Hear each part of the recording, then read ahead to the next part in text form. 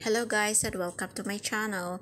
Today's video pag-uusapan natin kung paano ba natin paghandaan ang ating pag-uwi bilang OFW at magpo for good na tayo. So, hindi naman sa ibig sabihin na pag OFW ka marami ka ng puhunan kasi nga 'di ba marami din tayong expenses sa ating family, sa ating mga anak. So, but it doesn't mean rin na hindi natin pwedeng mahanapan ng paraan. So, back in 2020, nagsimula lang kami sa 40,000 namin na capital, which is inutang pa yun ng Mr. ko sa pag-ibig niya. So, doon talaga kami nag-start. So, hanggang sa nagdagdag kami nito, gano'n. Actually, pag may gusto, may paraan, pag ayaw, may dahilan. Kung baga, sabi nga, di ba? So, nung nag-start kami ng 2020, as in, wala pa talaga kaming alam na to, kung paano patakbuhin. Tapos, yun, ginabayan lang naman kami ng aking inay. Tapos, yung mga tao na nagtatrabaho hanggang sa natuto kami. And 4 years later, ayan, eto, nagdagdag na kami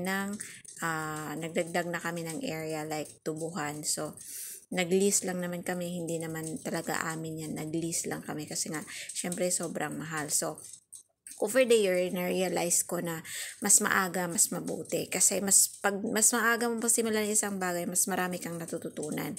So ngayon, pag umuwi ka na, o halimbawa, nasimulan mo na isang bagay na to, mayroon ng tumatakbo na income sa inyo. Ngayon, kung halimbawa, mayroon kang kapital na extra, additional na kapital na pwede mong pandagdag, na ikuha mo ng ibang area, natuto ka na, kumbaga, learn by your experience, kumbaga alam mo na yung pasikot-sikot ng inyong negosyo. So ngayon kung uuwi ka na, tapos meron ka extra capital, pwede mo na yung ipangdagdag ng iba pang pwede mong mapagkunan ng source of income.